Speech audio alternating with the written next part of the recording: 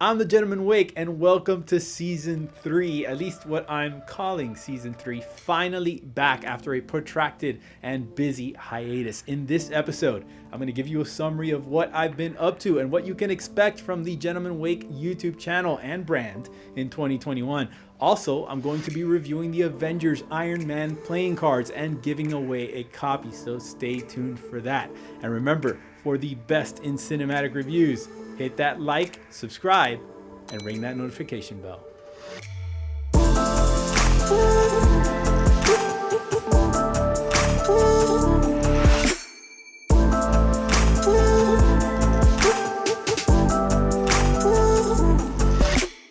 So 2020 was eventful, to say the least. There were some definite ups and downs, and I can say without hesitation that the year ended a lot busier than it started.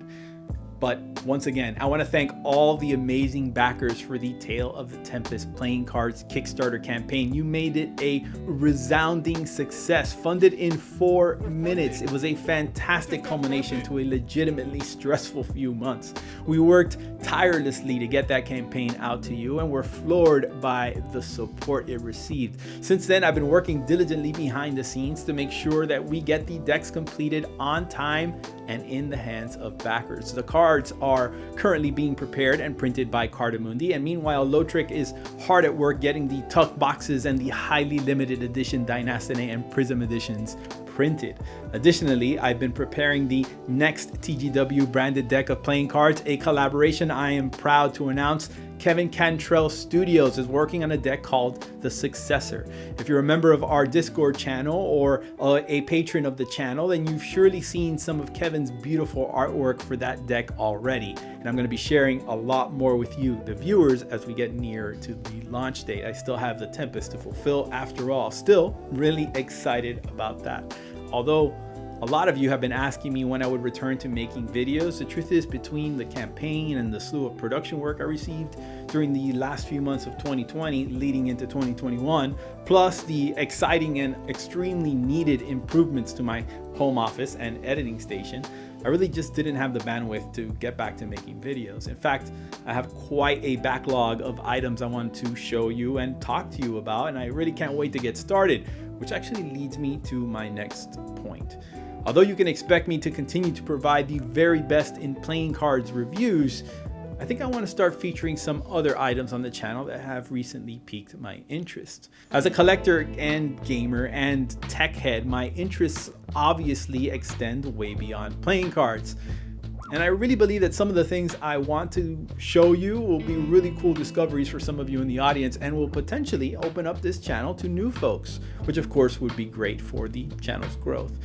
There's been some videos that I've planned in the past that I haven't gotten around to making, but I will, about the process of making videos that I think folks would really enjoy. So if you're a fan of collectibles or tabletop role-playing or cool tech, I think you're gonna love some of the videos I have planned.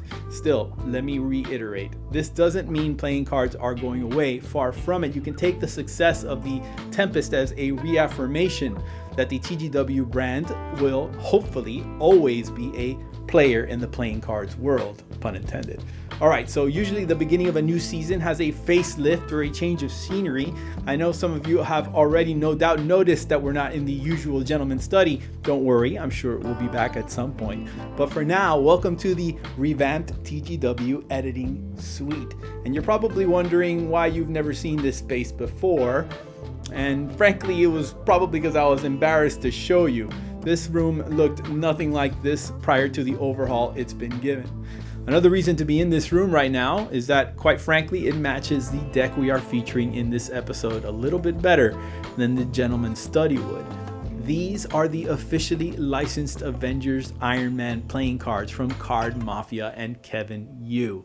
Mavis, roll the B-roll. Sir, it appears we have a problem. I'm sorry, guys. Just give me a second here. I'll handle this. What is it? Power levels on the camera are at 12% capacity. All right, let's kill the lithium ion and just go straight with hardline power. Rerouting. Okay. Power at full capacity.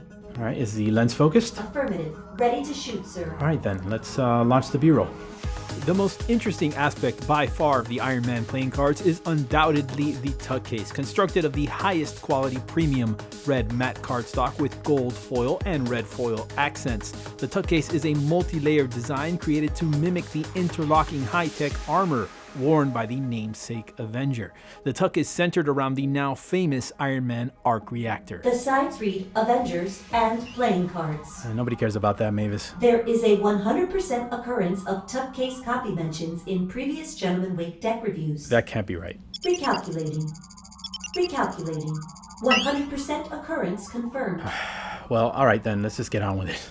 The bottom of the box includes the standard ad copy, although with a twist. Included here is a holofoil seal of authenticity, marking the deck as an officially licensed Disney product. House of Mouse, huh? I figured the prevalence of the Chinese characters on the tuck box indicated that this was probably a license for the Asian market, although really I can't be sure. What's the story on these? They are printed in a limited edition run of 5,999 and manufactured by QP Group. QP Group. Make playing cards. Ah, MPC. I'm curious to see how they handle. The deck is produced by the Card Mafia with design by Stein and Gidon. The box includes a magnetized clasp at the top that holds the fanning mechanism firmly in place while closed. Yeah, clearly it's meant to be reminiscent of the other fanning tuck boxes Card Mafia is famous for. The Shield and Trident decks you reviewed last year. Ouch, last year, huh? Shall I commence card extraction, sir? Not yet. Let's activate the reactor. Once open, the box reveals the central chamber for housing the cards and a 3-position switch. Click to the right and the arc reactor is illuminated, 10 blue tinted LEDs. Click the switch to the left and the arc reactor depowers when the box is collapsed. The reactor remains on when closed when the switch is in the rightmost position. Speaking of battery power, what's the situation with the life expectancy? Can we even change out the batteries? There doesn't appear to be an accessible battery compartment. Yeah, that's what I figured. Probably not a good idea to display this with the light on. Anyway, it's still a very nice tuck case, well engineered and it's nicely constructed. There's a problem, sir. Another one? Based on my analysis of previous GentlemanWake reviews, Here we go. sir, you are 89% likely to not like the cards as much as the tuck case. No, that does not sound right. Recalculating. Whatever, let's just look at the cards.